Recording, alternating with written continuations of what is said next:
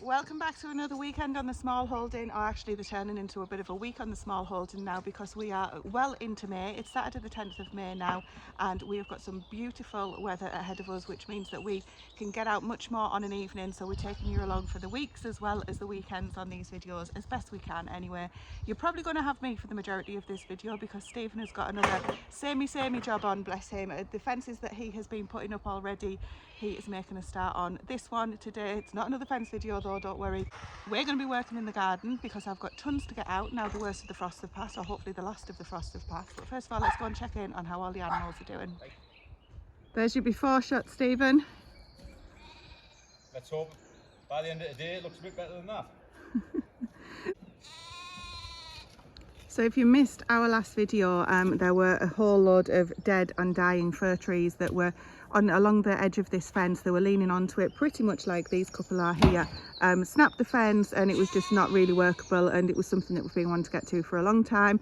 This area here is where we turn our horse or pony out now. It used to be for both horses, but obviously we only have the pony now in the winter. But now that he's out in the field, Stephen's got plenty of time to work on this undisturbed basically. The dogs obviously will be able to get in and out, but that shouldn't be too much of a problem. He's got the first post in here, so let's keep an eye on, see how he gets on for the rest of the day. It's a lot of work. So I'm pulling together the feed. So this looks like, well, goodness knows what it looks like. This is the pony's food. It is like water because basically he doesn't drink enough and has been ill a couple of times due to dehydration. So we make him this feed that is basically, it's a feed that's dissolved and it's into kind of a soup. So he will just drink all of that. This is for Dexter, for the cow, literally the Dexter. And then we've got the pig feed as well. So we're going to go out and get everything fed and see how they're all doing. So the lambs have been out here since first thing this morning. We're still feeding them in the stable and then kind of bringing them out. So, oh dear, someone's got a cough. But they're doing absolutely fine out here. So within the next couple of days, we'll be leaving them out full time. Just kind of making sure that they're safe on a night, because even though there's the two sheep out here with them, they aren't the mothers. So they might not protect them from the foxes. And we know that obviously we've got foxes around here. So I'm going to give Sonic his food, the pony, who is waiting happily in the distance. I've also got a net for him. Let me get my shadow out of the way. A hay net, so he's on soaked hay nets at the moment still, but hopefully he's going to get off those because I want him living full time with you, Mr. Dexter. But at the moment he's still on nets because he's not living out full time at the minute.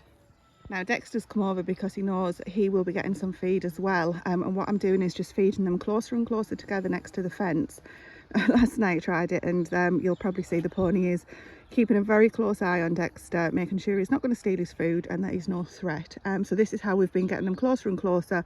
They've been going in the paddock together, but they just keep the distance. But feeding near each other is hopefully going to be beneficial, so that they learn that they can be around each other. We won't be feeding together when they're in the same paddock anyway, because they've got totally different feeding requirements. So what I'll probably do is have to move the pony when he's having his soup on a morning and on an evening, just so that there's no chance that, you know, there's no scuffle and Dexter doesn't get it basically. So what I'm doing is just bringing Dexter's feed down and putting it in the white bucket. Hello son, I'm going to go this way around because your bucket's behind you. Okay, want some breakfast? Oh, look at those flies. It's going in here, come on. Oh, there you go. Sorry Sonic, pony spooked at that. There you go Dexter. Don't overthink it Dex, it's fine. Oh, there we go. Good lad. So as I say, we won't actually feed them together when Sonic is in this side, but it's just good to get them in each other's company and to basically rely on each other for companionship and be friends. The flies are really bad at the moment. And then we're going to go over in the distance. The pigs are stood at the fence waiting for their food. Why are they getting fed and not me? We do have a fly mask that you can put on the pony, but I don't know about a cow fly mask. I mean, it's obviously common. I just don't like seeing the flies on them. So if anyone's got any ideas for keeping the flies down, I did see actually, was it on Goldshaw Farm? popped up one time that I think it was him did basically wrapped like a litter bin in fly tape around the eating area, I think it was, like where the cows ate, and the flies stuck to the bin. Not in our luck would come out and there'd just be 4 lambs stuck to it or something, but maybe look into something like that. I believe that one of the injections or shots that Dexter has had, I can't get out of the gate, was for flies. Is that right, for cows? I'm sure that the chap said he'd had something for long-term treatment for flies. Can't remember off the top of my head now. Oh, I need to put the hay net up and feed the pigs. It's not for you. It's not for you guys. Good morning, piggies. Can I come in? Excuse me, don't bite me. Oh, okay. Let's go. I've got to go first, or else I can't put it in. Come on. You silly sausage. Your head butted it.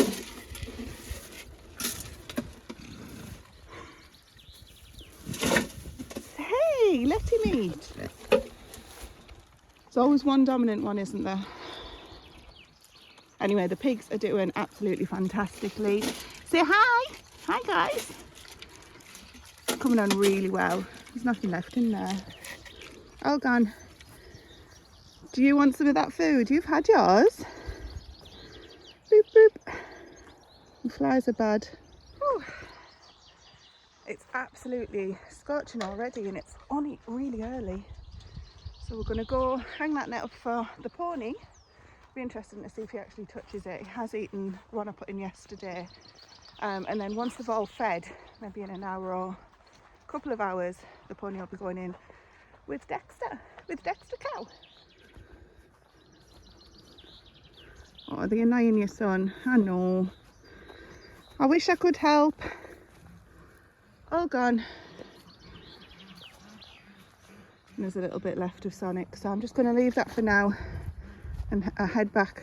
So I'll just leave those feed buckets for now and then get the hay net that I've left over here. I've just walked past and hang that up and then crack on with some gardening.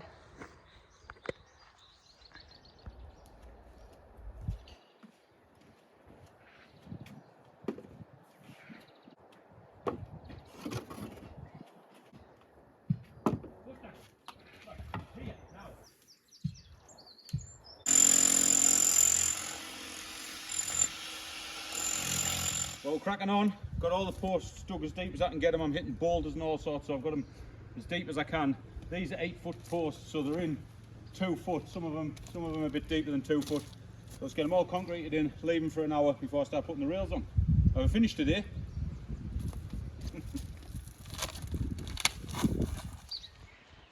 This is what I've been up to while Stephen has been putting those posts in. We now have a partially planted over polytunnel. There's a couple of spaces left. I will put more cucumbers in those spaces and I'm going to get those plant pots at the back and put something in those. I haven't yet decided what though. And I've also been filling and seeding these pots too. These have just got climbing French beans in them, and the reason they're in such small pots is because I only have a few of each variety and I would like to try and save seed from them. I know that there's a chance of them crossing, but we shall see. There's also verbena in these pots as well. There might be far too much verbena at the front of those pots, but never done it before, and Stephen's got some left over, so we shall see how it goes. If it's too much, I'll thin them out. I've also got some very exciting news. If you are a gardener, broad beans, first lot of broad beans. And the other thing that I'm getting on with, the other thing I'm getting on with here is I've been putting these other beans in. These are a variety called Greek Gigantes. They grow really big fat beans, hopefully. I've just been giving things a water for obvious reasons. And then up here in these 3 beds at the top,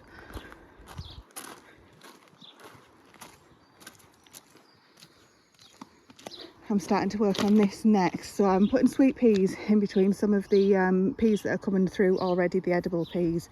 I've got some drying beans here that I need to get in, and I'm sowing some more as well.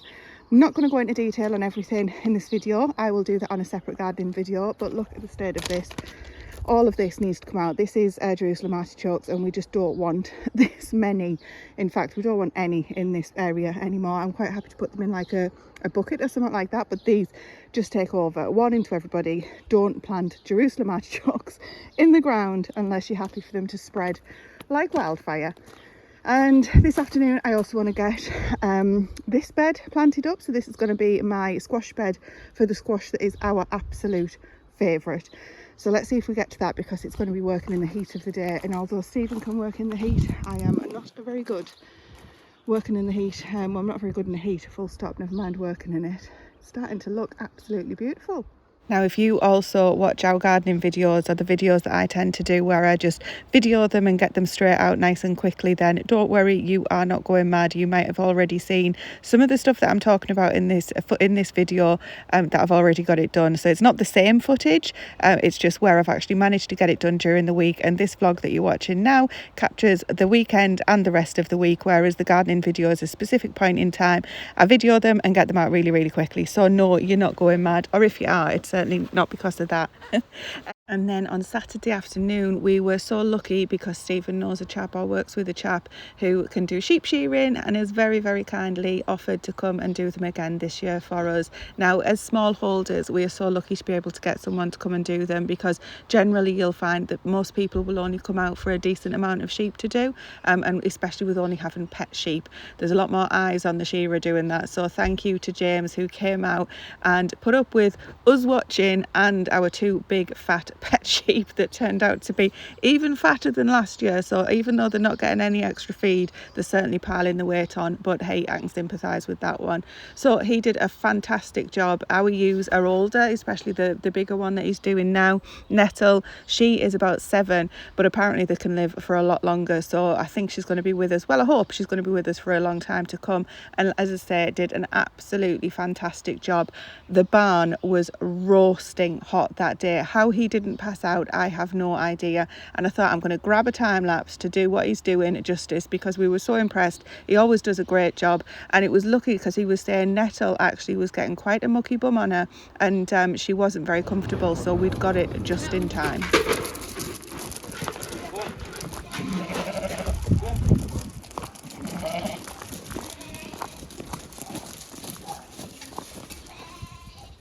After all that excitement, let's get back in the garden. And that's our bed of winter squash. It's not all of them, but these are all the same variety, our favourite one. Hopefully this will be more than enough to see us through. We've actually just eaten the very last one. The variety is baked potato squash. We've just eaten the last one last week. No, this week actually. It was this week, but I did ration them somewhat, so hopefully I won't need to ration them quite as much with this amount. Right, well that's it for the evening. It's 5:30, we're knocking off. We've got as much done as we can tonight. Got all the panels on. We have had to change stuff around a bit because I don't know if it shows on camera, but the curbstones are way out. They're like an inch off the floor over there, and they're about 12 inches off the floor over there. So the fence is going to be lower than we'd like over at this end, but it'll get the height we wanted initially over that end. So I'll come out tomorrow, throw all the arches on, cut them all off, and then that's another fence finished for the week.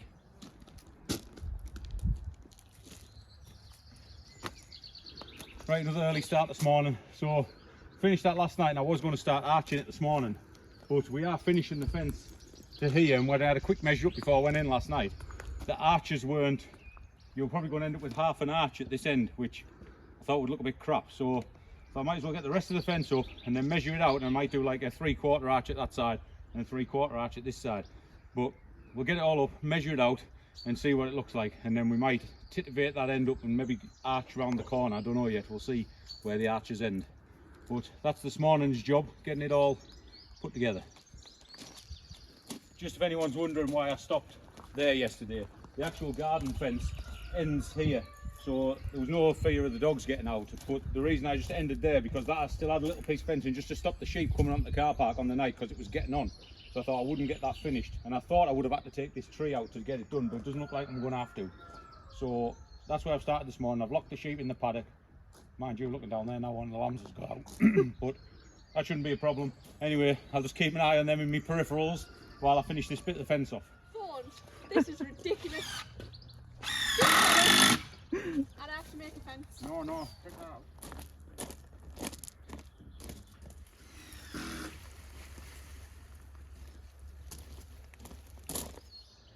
Well, that's it. Finally finished. Doesn't have smarten up the place. So what started out as a daunting task last weekend, getting the fir trees out, it's turned out into a pretty good job actually. Pretty pleased with it. Easy enough to get up, just a bit time consuming. So it's what, 2 o'clock on Sunday. That's it. I promise that's the last fencing video you'll see from me for a while.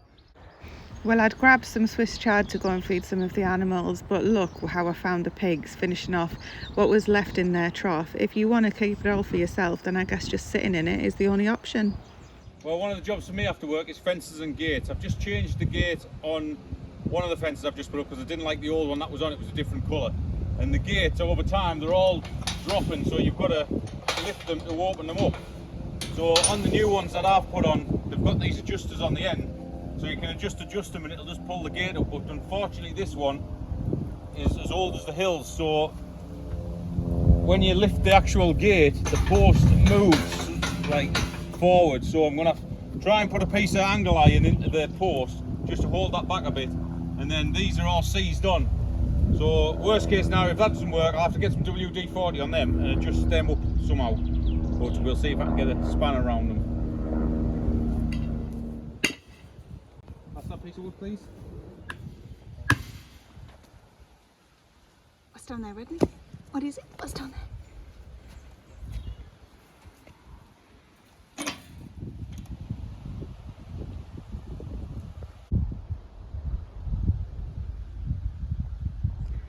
Have you been eating their creep food, mister?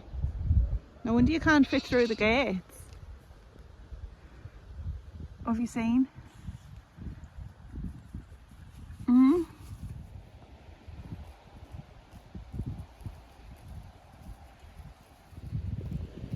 Carol, were you a superstar? Were you a superstar?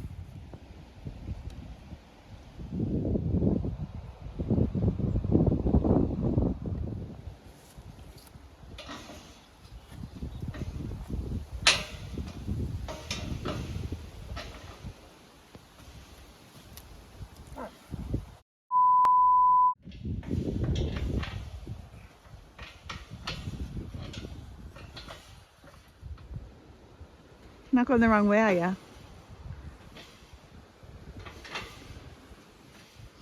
think that was a no.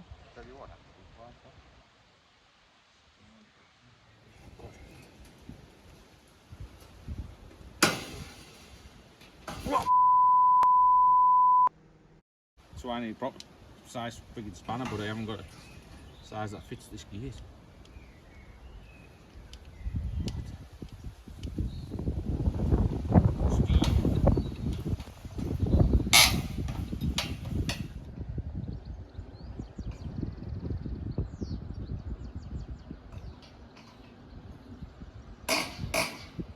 What do you think, Dexter?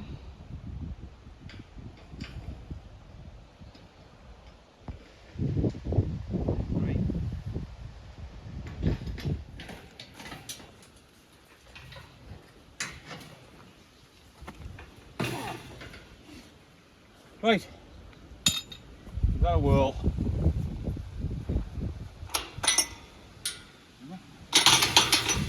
Nothing's ever easy, but it always gets done.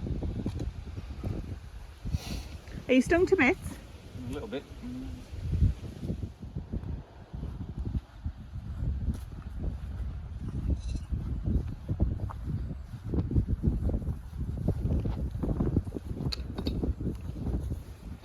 Rodney, no. Check my jobs list. Oh, I know what I'm going to do. That wasn't on my jobs list.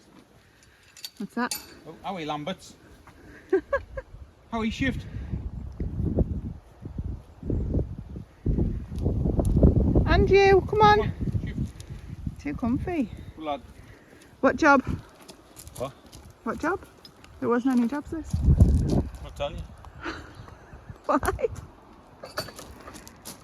They're getting closer with every meal. This is working out really well.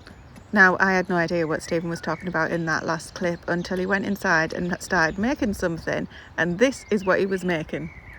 Well, another new addition to the Smallholding, and you'll probably be getting a few new additions over the next couple of weeks, no doubt, is these guys. So a few weeks ago, when we got Dexter, we were mooching around some pallets down in the wooded area, and we disturbed a female pheasant accidentally, sat on a nest of eggs.